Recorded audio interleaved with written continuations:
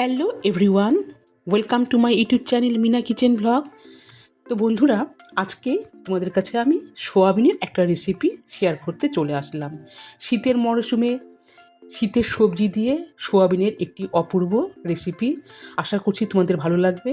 So guys, তোমরা প্রথম থেকে শেষ পর্যন্ত দেখতে থাকো আর প্লিজ সাবস্ক্রাইব মাই চ্যানেল। তাহলে চলো বন্ধুরা, তোমরা দেখতে থাকো এই রেসিপিটা আমি কীভাবে করছি। সবার প্রথমে আমি একটা বাটিতে সোয়াবিন নিয়েছি। এরপরে আমি ওভেনে কড়াই বসিয়ে দিয়েছি আর কড়াইয়ে থাকা জল উষ্ণ গরম হয়ে গেলে আমি এখন এই কাঁচা সোয়াবিনগুলো দিয়ে দিচ্ছি সেদ্ধ করার জন্য। তো দেখো বন্ধুরা, সোয়াবিন কিন্তু অনেকটা সেদ্ধ হয়ে গেছে। এখন আমি এই সোয়াবিনগুলোকে নামিয়ে জলটাকে ঝরিয়ে রেখে দিলাম। এরপরে দেখো বন্ধুরা, অন্য একটি পাত্রে আমি এখানে আলু আর ফুলকপি এইভাবে পিস করে কেটে নিয়ে ধুয়ে নিয়েছি। আর তার সাথে আছে এখানে দুটো বেগুন। বেগুনের পিসগুলোকে আমি এইভাবে কেটে নিয়েছি। ওভেনে আমি একটি কড়াই এখন বসিয়ে দিয়েছি। কড়াইয়ে থাকা সোয়াবিন অয়েল গরম হয়ে গেলে মাঝারি আছে আমি এখন এই সবজিগুলোকে ভেজে তুলে নিব। সো গাইস দেখো, ফুলকপিগুলো কিন্তু ভাজা হয়ে গেছে। এখন আমি এই ফুলকপিগুলোকে তুলে নিব।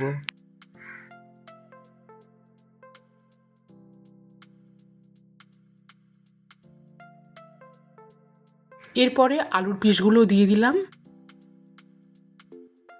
আলুর পিস ভাজা হলেও আমি এখন তুলে নিচ্ছি। এরপরে বেঁচে যাওয়া তেলে দেখো বন্ধুরা, এখানে আমি গাজর আর বিনস এইভাবে কেটে নিয়েছি। গাজর বিনসও ভাজা হয়ে গেলে আমি তুলে নিব। সো গাইস দেখো, এরপরে আমি এখন এই সেদ্ধ করা সোয়াবিনগুলো বেঁচে যাওয়া তেলে আমি এখন হালকা করে ফ্রাই করে নিব।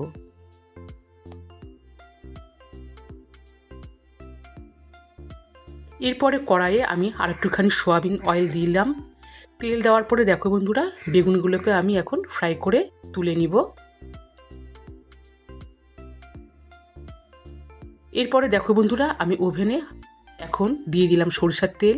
তেল গরম হয়ে গেলে দিয়ে দিলাম দুটো শুকনো লঙ্কা আর একটা তেজপাতা চিড়ে দিয়ে দিলাম, আর দিয়ে দিলাম গোটা জিরে। সো গাইস দেখো, এখন আমি মিডিয়াম আঁচে রেখে নাড়িয়ে নিচ্ছি। আর ভাজা মশলার গন্ধ বের হলে এখন আমি দুটো ছোট সাইজের পেঁয়াজ কুচিও দিয়ে দিলাম। পেঁয়াজ কুচি দিয়ে মিডিয়াম আঁচে এখন আমি নাড়িয়ে নিব যতক্ষণ না পেঁয়াজ কুচিগুলো ব্রাউন হয়।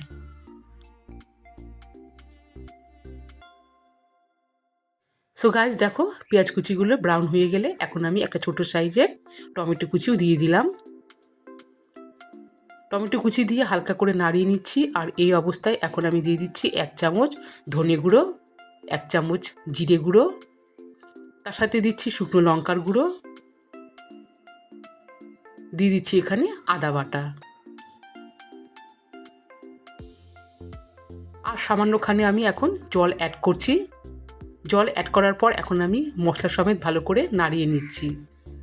সো গাইস দেখো, কিছুক্ষণ ফোটানোর পর আমি দিয়ে দিলাম স্বাদ অনুযায়ী লবণ আর দিয়ে দিচ্ছি হলুদ। লবণ হলুদ দিয়ে এবারে আমি মশলাটাকে ভালো করে কষিয়ে নিব।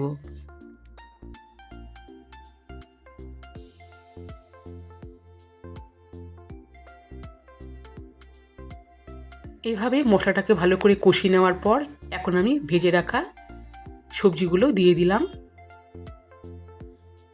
এবারে আমি মিডিয়াম আঁচে রেখে নাড়িয়ে নিচ্ছি যাতে মশলাগুলোর সাথে ভালো করে এই সবজি মিশে যায়। সো গাইস দেখো, কিছুক্ষণ নাড়াচাড়া করার পর এখন আমি এই ভাজা সোয়াবিনগুলো দিয়ে দিলাম। ভাজা সোয়াবিন দিয়ে এবারও আমি ভালো করে মিক্সড করে নিচ্ছি।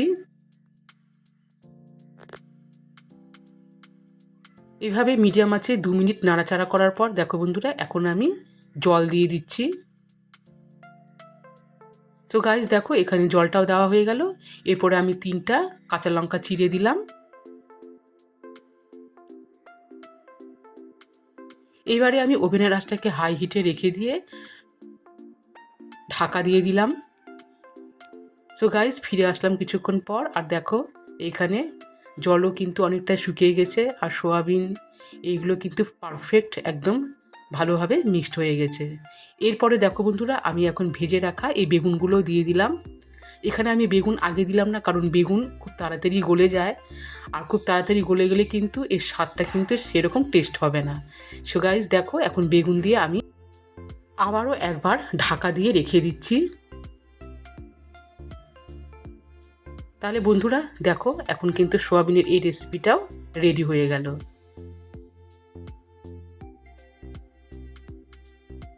এইবারে আমি সোয়াবিনের এই তরকারিটা নামানোর আগে দিয়ে দিলাম চিনি, দিয়ে দিচ্ছি হালকা করে গরম মশলার গুঁড়ো। চিনি আর গরম মশলার গুঁড়ো দিয়ে এবারে আমি নাড়িয়ে নেব। সো গাইজ দেখো, এতগুলো ভেজিটেবল দিয়ে সোয়াবিনের একটা হেলদি, একটা টেস্টি রেসিপি তোমাদের কাছে আজ শেয়ার করলাম। সো গাইজ দেখো, এখন কিন্তু রেসিপিটাও রেডি। এবারে আমি ওভেনের আঁচটাকেও নিভিয়ে দিলাম আর কিছুক্ষণের জন্য ঢাকা দিয়ে রেখে দিলাম।